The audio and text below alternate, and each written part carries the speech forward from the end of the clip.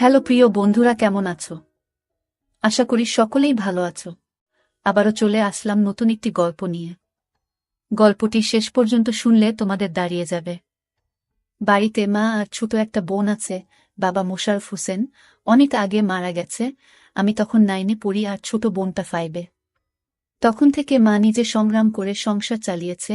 ঘরে বসে সেলাই মেশিন দিয়ে মানুষের কাপড় বানিয়ে বানিয়ে আমাদের ভরণ-পোষণ করেছে। কিছু চাষের জমি ছিল তাই রক্ষে।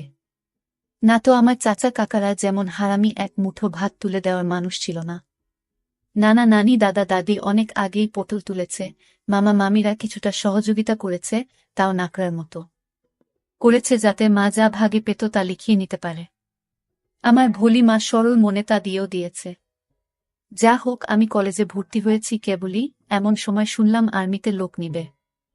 মাকে বলে লাইনে দাঁড়িয়ে গেলাম।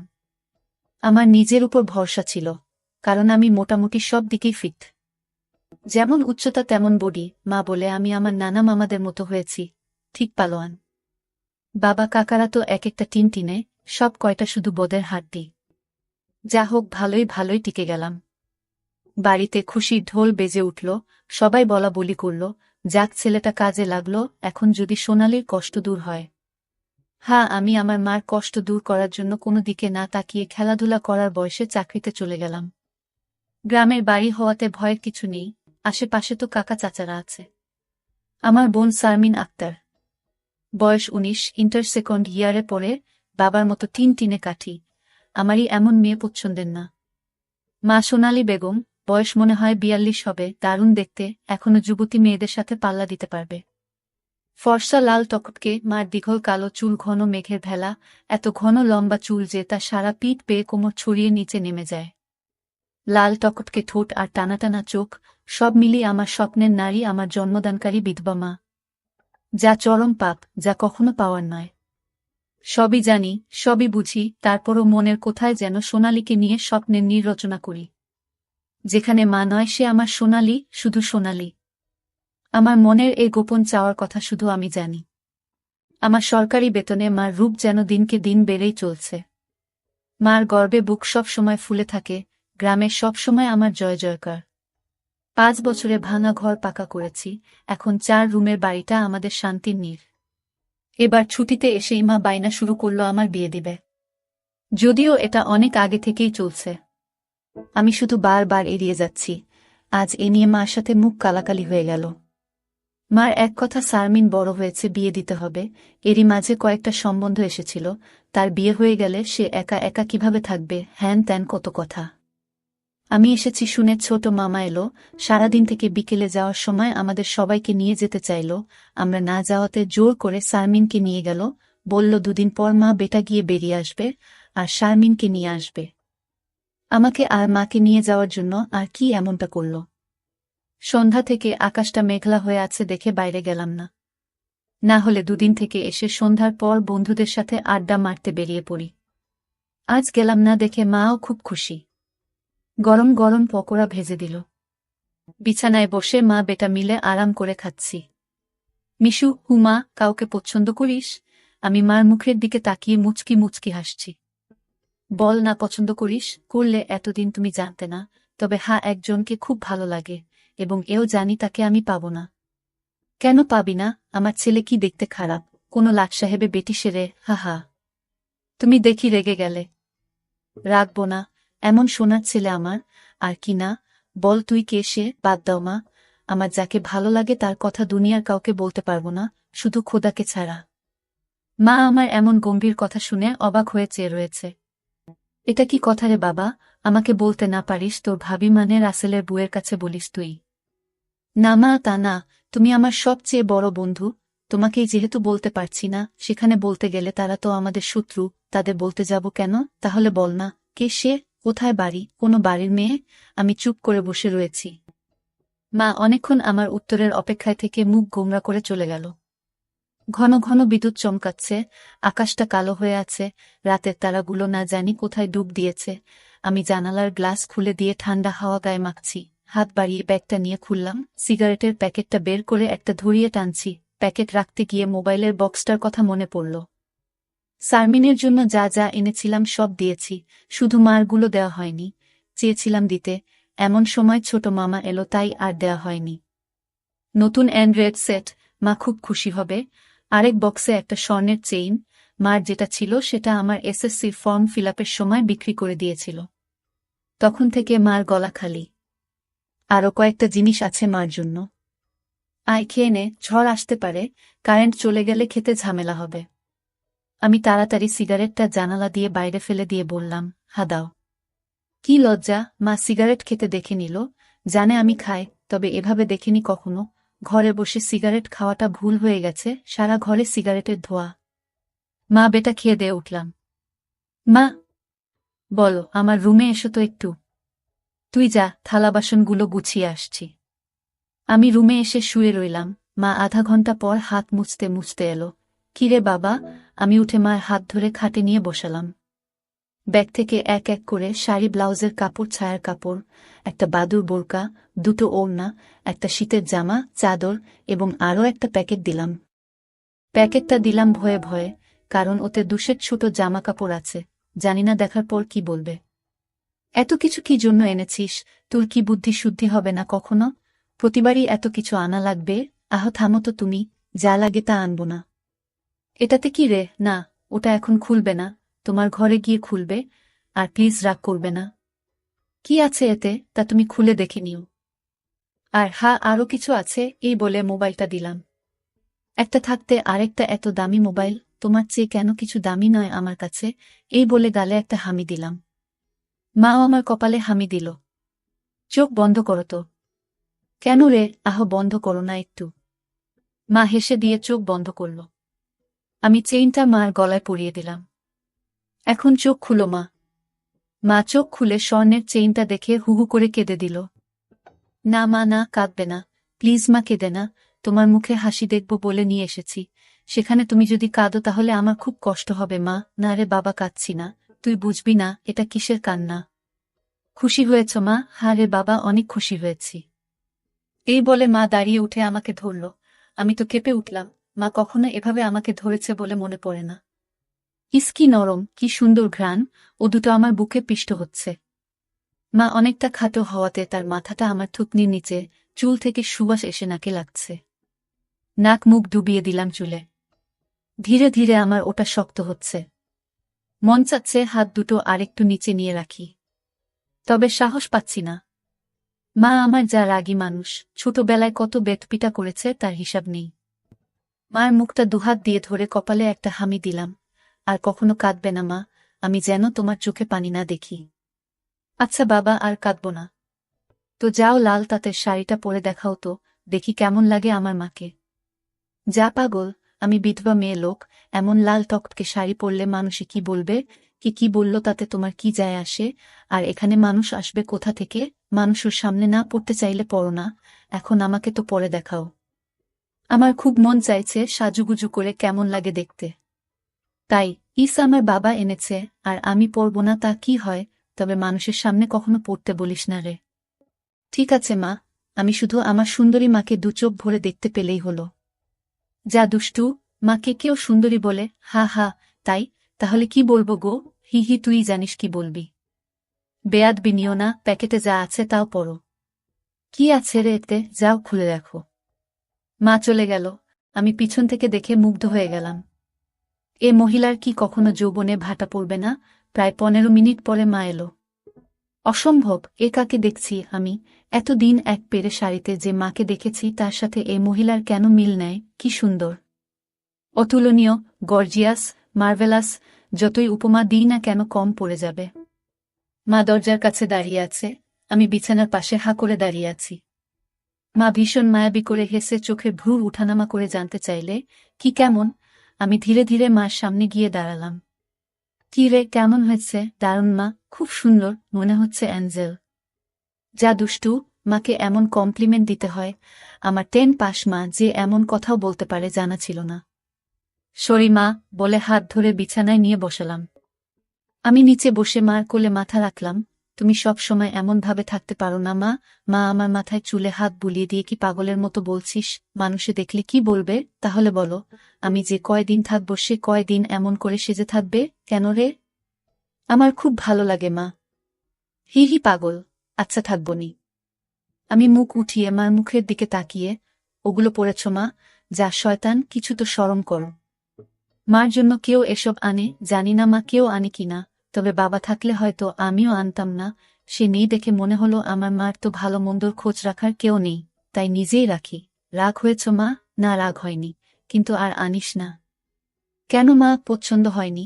নাকি সাইজে হয়নি? সব ঠিক আছে। তবে তবে কি মা? মা লজ্জায় মুখ ঘুরিয়ে নিয়ে, তুই এনেছিস ভাবলে পড়তে শরম করে রে। আজ থেকে আমাকে ছেলে নয় বন্ধু ভাববে, তাহলে আর শরম করবে না। হবে মা আমার বন্ধু, যাহ পাগল, সমবয়সী না হলে কি বন্ধু হওয়া যায় এ যুগে? ওসব পুরনো কথা মা। তাই বলে মা ছেলে, হা মা ছেলে, এতেই তো ভালো, একে অপরের কাছে আসা যায়। তুই অনেক বড় হয়ে গেছিস দেখি, কি সুন্দর কথা বলছিস। তা তো অবশ্যই, কয়দিন পর তোমার ছেলে সেকেন্ড লেফটেন্যান্ট অফিসার হবে। খুব ভালো হবে রে বাবা, খুব ভালো হবে। এমন সময় বিদ্যুৎ চলে গেল। মোবাইলটা জ্বালাতো মিশু, দেখি চার্জার বাতিটা কোথায় আছে। থাক না মা এমন, কি সুন্দর তোমার কোলে শুয়ে আছি। জানো মা, পাহাড়ি এলাকায় একা একা পোস্টে ডিউটি দেওয়ার সময় এমন স্বপ্ন রোজ দেখি। প্রতিদিন মনে হয় তোমার কোলে শুয়ে একটু যদি। ঠিক আছে, এমনই থাক, তোর যত মন চাই। ধন্যবাদ মা। হি হি পাগল। মা হু, আজ আমার পাশে ঘুমাবে একটু? কেন রে, মন চাচ্ছে তোমাকে ধরে ঘুমাতে। ঠিক আছে, যা সদর দরজাটা বন্ধ করে ঘরগুলোতে ছিটকানি লাগিয়ে আয়। আমি উঠে লাফাতে লাফাতে চলে গেলাম। আজ আমার খুশি ধরে না, কিছু হলে হতেও পারে। এক জগ পানি নিয়ে এলাম সাথে করে। এসে দেখি মা শুয়ে পড়েছে। টেবিলে জগটা রেখে খাটের পাশে দাঁড়ালাম। মা দেয়ালের দিকে সরে গিয়ে আমাকে জায়গা করে দিল।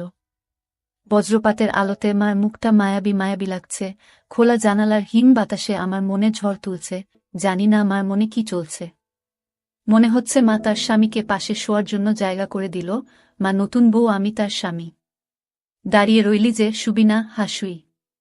মার পাশে শুয়ে পড়লাম, দুজনে মুখোমুখি। আধো অন্ধকারে দুজনে দুজনার দিকে চেয়ে আছি। ঘুমাবি না? তুমি ঘুমাও, আমার ঘুম এত তাড়াতাড়ি আসে না। তাই, আয় কাছে আয়, মাথায় হাত বুলিয়ে দিচ্ছি। আমাকে আর পাইকে একেবারে মার বুকের কাছে বুক নিয়ে গেলাম, তবে কোমরটা দূরে রাখলাম। মা একটা হাত সাইডে লম্বা করে দিল। এখানে মাথা রাখো। মা তার হাতের উপর মাথা রাখতে বলছে। আমি সহজ মনে তাই করলাম। নাকটা মার বগল থেকে ৩-৪ ইঞ্চি দূরে। ভালো মতো দেখতে না পেলেও বুঝতে পারছি যে এর বেশি দূরে নয়, কারণ ঘামের ঘ্রাণ পাচ্ছি। মার বগলের ঘ্রাণেই তো আমার শরীর আনচান আনচান করছে। মার বাম হাতের উপর শুয়ে আছি, মা ডান হাত দিয়ে মাথায় হাত বুলিয়ে দিচ্ছে, এতে করে আঁচল উঁচু হচ্ছে। আর যখনই বিদ্যুৎ চমকাচ্ছে তখনই ওগুলো দেখতে পাচ্ছি। নিজেকে কন্ট্রোল করা মুশকিল হয়ে পড়ছে। মিশু, হু, কাকে পছন্দ করিস বললি না তো? শুনলে রাগ করবে মা, তাই বলা যাবে না। কেন কেন, এমন কাকে তোর মনে ধরেছে যে শুনলে রাগ করব? বাদ দাও না মা, নিজেকে তোমার কাছে ছোট করতে চাই না তোমার মনে কষ্ট দিতে। তোর কথার তো আগা মাথা কিছুই বুঝছি না। নাইবা বুঝলে মা, হু। তোমাকে একটু ধরি? মা হিহি করে হেসে, ধর। কি সুন্দর ঘ্রাণ গো মা তোমার। যা শয়তান। আমি মার এমন আশকারা দেয়া কথায় সাহস পেয়ে তাকে চিৎ করে দিলাম। মন চাচ্ছে কোমরাটা উপর তুলে দিতে। মুখটা উঁচু করে হামি দিয়ে বললাম, আমি তোমাকে খুব ভালোবাসি মা। মা আমার মুখটা দুহাত দিয়ে ধরে, আমিও তোকে খুব ভালোবাসি রে সোনা। আমার ভালোবাসাটা অন্যরকম মা। কেমন রে? মা ছাড়া আরো অনেক কিছু। কেমন? শুনলে রাগ করবে না তো? আহ বল না, এত পেঁচাচ্ছিস কেন? তুমি আমার ড্রিম গার্ল মা। তাই তো। কি? হ্যাঁ মা, জানি এটা শুনে আমাকে খারাপ ভাবছ, এজন্যই বলতে চাইছিলাম না। আমি তোর মা মিশু, এমনটা কিভাবে ভাবতে পারলি? জানি না মা, শুধু জানি আমি তোমাকে প্রচণ্ড ভালোবাসি। তোমাকে ছাড়া কাউকে ভাবতে পারি না। চুপ কর বেয়াদব, এমন কথা বলতে তোর মুখে বাজছে না? সরি মা। এই বলে তার উপর থেকে উঠে খাট থেকে নেমে পানি খেলাম। মাও বিছানার উপর উঠে বসেছে, বুঝতে পারছি সে অবাক হয়ে আমার দিকে তাকিয়ে আছে। জানালার ধারে গিয়ে দাঁড়ালাম। বৃষ্টি থেমে গেছে, তারপরও আকাশ কালো হয়ে আছে। চাঁদ তারা কোথায় যেন লুকিয়ে গেছে আজ। ঠিক আমার হৃদয়ের মতো চারিদিকে অন্ধকার। এমন সময় কারেন্ট এলো। ঘরটা আলোকিত হয়ে গেল। আমি জানালাটা লাগিয়ে দিলাম, পর্দা ঝুলিয়ে দিয়ে ঘুরে দাঁড়ালাম। মা বিছানার উপর হাঁটুতে মাথা দিয়ে নির্বাক বসে আছে। ফ্যানের হাওয়া মার রেশমি চুলগুলো দোলা দিচ্ছে। মনে হচ্ছে নববধূ বসে আছে। মা মুখ তুলে আমাকে তার দিকে এক মনে তাকিয়ে থাকতে দেখে, এখনে আয়। আমি মার কাছে গেলাম। বস। বসলাম। মা আমার পিঠে হাত বুলিয়ে দিয়ে বলে, এমনটা হয় না বাবা, আমার লক্ষ্মী সোনা ছেলে, আমি কিছু মনে করিনি। আমি জানি তোদের বয়সের ছেলেদের ফ্যান্টাসি হয় খালা চাচিরা, তবে মাকে নিয়ে ফ্যান্টাসি রচনা করা একটু বেশি হয়ে যায়। সরি মা। আমার ভোলি ভালি মা যে এতটা বুঝে এতটা পোক্ত আমার জানাই ছিল না, এত অনেক শেয়ানা। ঠিক আছে, চেষ্টা কর আমার উপর থেকে মনটা সরিয়ে অন্য দিকে নিতে, বিয়েটা করে নে, দেখবি সুন্দরী বউ পেলে মাকে ভুলে যাবি। আমি মাথা নিচু করে, পারবো না মা, প্লিজ, নিজের সাথে অনেক লড়াই করেছি, আমি ক্লান্ত মা, কিছুতেই তোমাকে মন থেকে সরাতে পারি না। কেন রে, কি এমন পাস আমার মাঝে? আমি মুখ তুলে মার মুখের দিকে তাকিয়ে, জানি না মা, শুধু জানি তুমি আমার সব, তোমার কথা চিন্তা করলেই আমার আমার কি তোর পাগল হয়ে যায় মা। মা মুচকি হেসে, ও কিছু না, নিষিদ্ধ জিনিসের প্রতি টান একটু বেশিই হয়, আমি তো বুড়ি হয়ে গেছি, তুই যেমনটা ভাবিস তেমনটা আমি আর নেই। মার এমন কথা শুনে আমি কেঁপে উঠলাম। মা কি ইশারায় আমাকে বুঝালো যে তার জিনিসপত্র আর আগের মতো নেই, দেখলে আমার পছন্দ হবে না? দেখ বাবা, এক একজনের এক একজনকে ভালো লাগে, তাই বলে কি তাকেই নিজের করে পেতে হবে এমন কেন কথা আছে? অন্য কেন মা হলে এসব কথা শোনার সাথে সাথে চিৎকার চেঁচামেচি করে বাড়ি মাথায় তুলত। আমি কিন্তু তা করছি না, কারণ তুই আমার একমাত্র ছেলে, নারী ছেঁড়া বাঁধন, তোকে আমি অনেক ভালোবাসি, তাই বলছি আমার ভালোবাসার মর্যাদা রাখতে বিয়ে করে নে বাবা, দেখবি ধীরে ধীরে আমার থেকে মন বোমার দিকে চলে গেছে। ধন্যবাদ মা, তুমি আমার কথা মন দিয়ে শুনেছ এবং যুক্তি দিয়ে ভালো মন্দের বিচার করেছ বলে। তবে লজ্জা না করে বলছি মা, এর আগেও আমি দু একটা মেয়ের সাথে মিশেছি, তারা শুধু সুখ পেয়েছে আমার কাছে, আদর ভালোবাসা একটু পাইনি আমার কাছ থেকে। এমনকি আমার নিজেরও হয় না যতক্ষণ চোখ বন্ধ করে তোমাকে না ভাবি। যখন সেসব মেয়েদের জায়গায় তোমাকে কল্পনা করি তখন আমি আর নিজের মাঝে থাকি না, সুখের সাগরে ভেসে যায়, কেবলমাত্র তখনই হয় আমার। তুই তো অনেক দূর এগিয়ে গেছিস তাহলে, আমি অনেক আগে থেকেই বুঝতে পেরেছিলাম যে আর চোখে লুকিয়ে লুকিয়ে আমাকে দেখিস, ভাবতাম শয়তান ছেলে পুলে, আর একটু বড় হলে সমবয়সী মেয়েদের সাথে মিশলে ঠিক হয়ে যাবে, কিন্তু এখন দেখছি তা না, তোর দেখি বয়স্ক মহিলাদের ভালো লাগে। এতক্ষণ মার সাথে এত খোলামেলা কথা বলতে পেরে নিজেকে অনেক হালকা লাগছে, সাহস করে মাকে ধরে শুইয়ে দিলাম। মা চুলে হাত বুলিয়ে দিচ্ছে। আমি তাহলে কি করব মা, সেটাই তো ভাবছি। যেটাই ভাবো মা, আমার মতো পরিবর্তন হবে না। মানে কি? মানেটা তুমি ভালো করেই জানো। মার কণ্ঠে এবার সত্যি সত্যি রাগের আওয়াজ পেলাম। তাই বলে সারা জীবন বিয়ে করবি না, নাকি ছেলে হয়ে মাকে বিয়ে করতে চাস? মা যে এমন কথা ঠাস করে বলে বসতে পারে তা আমি চিন্তাই করিনি। আমি বললাম, বিয়ে না করতে পারলেও তো তুমি আমার হতে পারো। এটা কি মামা বাড়ির আবদার নাকি? ছি ছি মিশু, এমনটা বলতে তোর মুখে বাঁধল না? তাহলে সারা জীবন ছেলেকে এভাবেই দেখতে পাবে মা, তোমার এই মিশু কখনো বিয়ে করবে না। মার চোখে জল টলমল করছে, আমি হাত দিয়ে তা মুছিয়ে দিলাম। আমি তো এমন কিছু করিনি মা, তাহলে তুমি কাঁদছ কেন? আমরা দুজন জাস্ট আলাপ করছি। মা অনেকক্ষণ চুপ থেকে, শুন বাবা, লজ্জা শরমে মাথা খেয়ে বলছি, তোর কষ্ট আমি দেখতে পারবো না। আর বয়স্ক মহিলাদের কাপড় চোপড়ের উপর থেকেই কেবল ভালো লাগে, খুললে নয়। তুই যদি চাস তাহলে আমাকে সেভাবে একবার দেখে নে, তাও তুই মতো পরিবর্তন করো।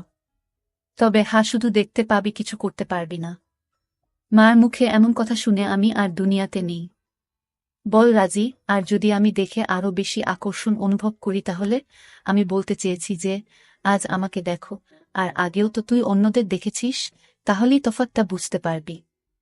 আমার মনে হচ্ছে আমার মতো মার মনের ভিতরেও কিছু আছে, নয়তো দেখার কথা আমি তো কিছু বলিনি। মা নিজ থেকে দেখতে দিতে চাইছে যে।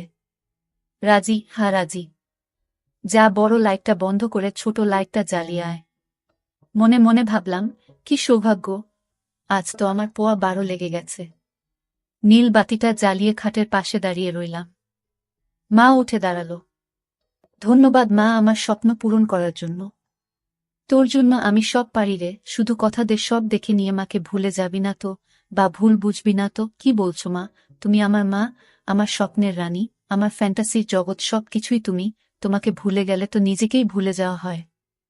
কথা দিলাম মা, জীবন থাকতে তোমার অবাধ্য হব না, ভুল বুঝা বা ভুলে যাওয়া তো দূরের কথা। আমি বললাম, কিছু মনে করো না মা, আমি কি ছুঁয়ে দেখতে পারবো? মা আমার চোখের দিকে তাকিয়ে, আমি তোর মা মিশু। হ্যাঁ মা, তুমি আমার মা এবং আমার স্বপ্নের রানীও। আমি পিছন দিকে গিয়ে শাড়ির আঁচলটা ফেলে দিলাম।